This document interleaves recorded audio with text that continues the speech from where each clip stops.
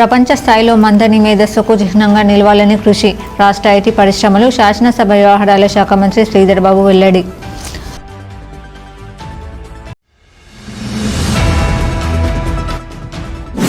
రామగుండం నియోజకవర్గంలో గత 50 ఏళ్ల కాలంలో ఎన్నడూ చూడని అభివృద్ధిని ఈ ప్రాంత ప్రజలంతా చూడబోతున్నారు. రామగుండం ఎమ్మెల్యే రాజ్ ఠాకూర్ వెల్లడి.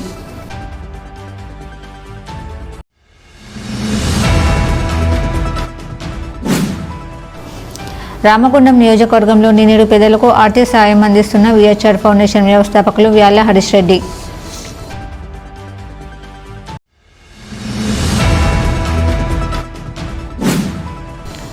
గోదావరికని సింగరేణి స్టేడియం ఆధునీకరణకు రంగం సిద్ధమవుతుంది. స్టేడియం ఆధునీకరణకు నిపుణులతో చర్చించిన Ramagundam MLA Raj Thakur, RG one GM Lalit Kumar.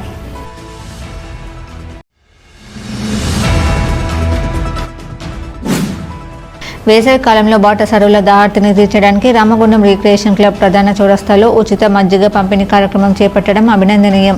Reddy సంఘం నాయకులు చింతల రాజరెడ్డి ప్రశంస.